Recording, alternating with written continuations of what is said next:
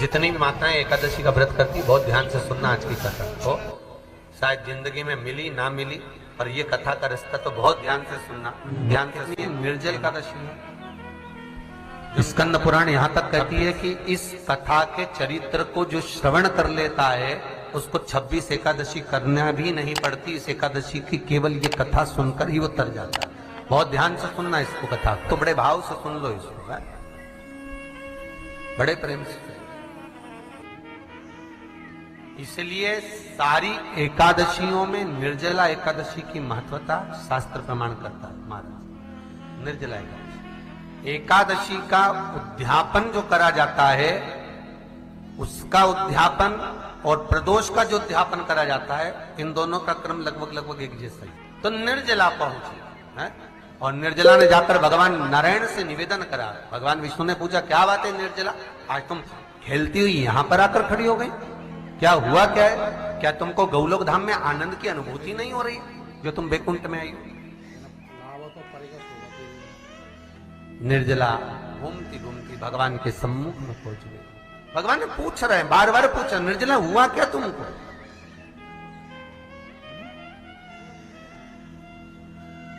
ए निर्जला, ए एकादशी, हुआ क्या है तुम? क्या कारण है तुम्हारे यहां आने का, बैकुंठ पहुंचने का?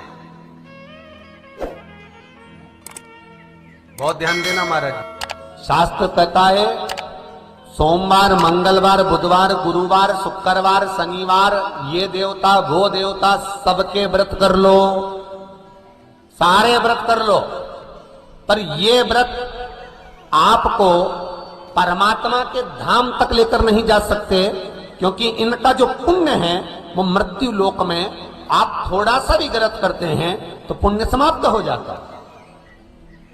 पर हिंदू धर्म के 3 व्रत ऐसे बता दिए जिन व्रतों का पुण्य समाप्त नहीं हुआ।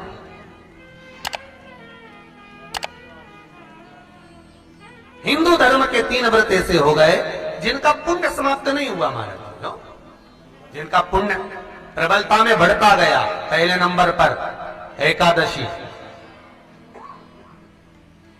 दूसरे नंबर पर प्रदोष, और तीसरे नंबर पर शिवरात्रि। एकादशी भी 26 है तो प्रदोष भी जम के बोलते जाओ 26 है। शिवरात्रि केवल 12, केवल 12, और अगर अधिक मास की पड़ जावे तो ये 13, पर अधिक की आय तो 13 है।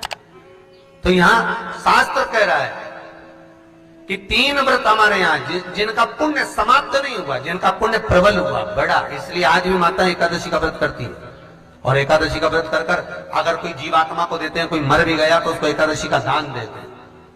एकादशी का उसको दान दिया है। महाराज निर्जला खड़ी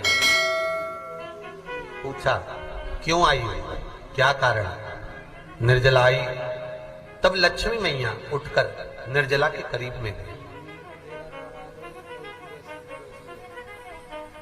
निर्जला बहुत सरल थी निर्जला। कहते हैं कामा एकादशी सबसे लंबी है। कौन सी एकादशी? कामा। फिर मोक्षदा उससे नीची है महाराज। और निर्जला जो है बिल्कुल छोटा स्वरूप है। निर्जला का मतलब देखा जाए तो केवल 2 चोटी करी हुई है। मस्तक पर भोर लगा हुआ है निर्जला के, माथे पर बिंदी लगी हुई है निर्जला के, सुंदर गले में तुलसी की मालाएं पहनी है निर्जला, हाथ में जो हथ फूल जैसी माताएं पहले पहनती थी, आपको ध्यान में होगा, ऐसा बड़ा फूल होता था, अंगूठियां पड़ी होती थी, हाथ में ऐसा लगा रहता है। तो निर्जला हथ फूल भी तुलसी के धारण करी,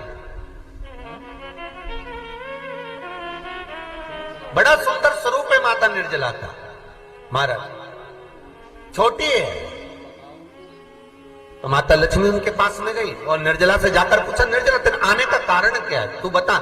नारायण आपसे पूछ रहे हैं कि क्यों आई हो, किस लिए आई हो, क्या है तुम्हारे आने का कारण? निर्जला ने कहा, मेरी विनती केवल इतनी सी है मां, कि मैं ये चाहती हूं कि मैं जीव के प्राण छूटने के बाद उसके प्राणों को जिस समय मैं लेकर जीवात्मा के प्राणों को परमात्मा तक भेजूं, बैकुंठ तक भेजूं, गौलोक धाम तक भेजूं, उस बीच में मुझे ले जाते समय कई नरक भी बीच में पड़ेंगे, कई स्थान ऐसे बैतरणी आदि के स्थान बीच में आएंगे, तो वो स्थान में मुझे रोका ना जाना, मैं सीधे भगवान के धाम पहुंच जाऊं। ऐसी कृपा, ऐसी दया।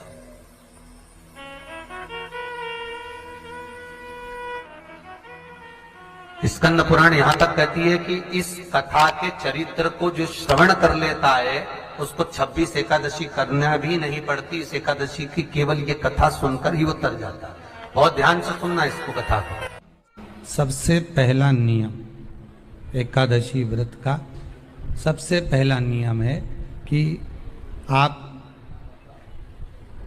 जिस दिन व्रत करो उसके एक दिन पहले भक्ति का संचार इस हृदय में कर लो।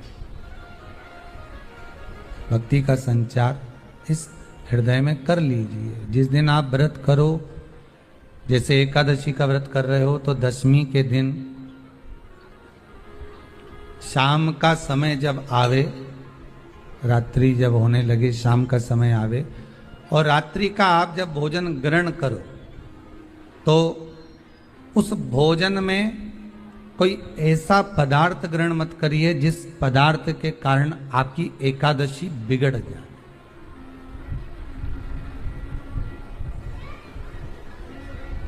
कोई बेकार भोजन में ग्रहण नहीं करना,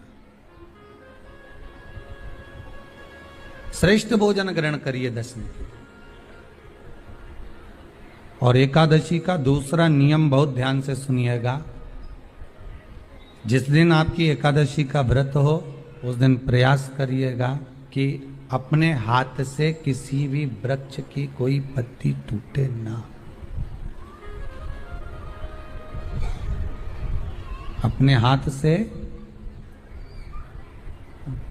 किसी भी वृक्ष की, पौधे की, किसी भी वृक्ष की पत्ती अपने हाथ से ना टूटे। बहुत ध्यान दीजिएगा महाराज। एकादशी का ये दूसरा नियम है कि अपने हाथ से किसी पौधे की, किसी वृक्ष की, किसी डाली की कोई पत्ती टूटे ना, कोई पत्ती ना टूटे, इसका प्रयास करिए।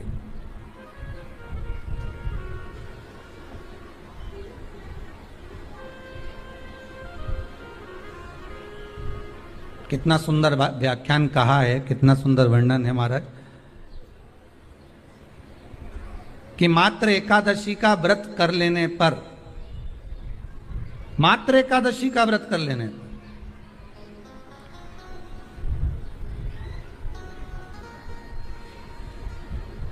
जो पूर्व में किया गया हमारा पाप कर्म है, हमने किसी जीव की हत्या करी है, हमने किसी को कष्ट प्रदान करा है, हमने किसी को अपशब्द कहा है, हमने किसी को ताने दिए, हमने किसी को आड़ा टेढ़ा कहा है, हमने किसी को गालियां दे दी है, मात्र एकादशी का व्रत ही कर लेने पर ये सारे जो दोष हैं वो समाप्त हो जाते हैं।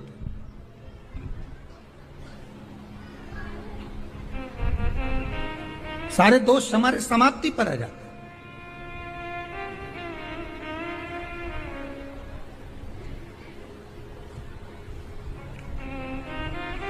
अब एक विचार करिएगा थोड़ा सा अपने मन में, अपने चित्त में, अपनी वृत्ति में एक बात उतारिएगा। एक अपने मन में एक बात को उतार कर रखिएगा कि आप अपने पाप को, अपने पाप कर्म को जिस दिन क्षीण करने वाले हो, समाप्त करने वाले हो, अपने पाप को आप जिस दिन समाप्त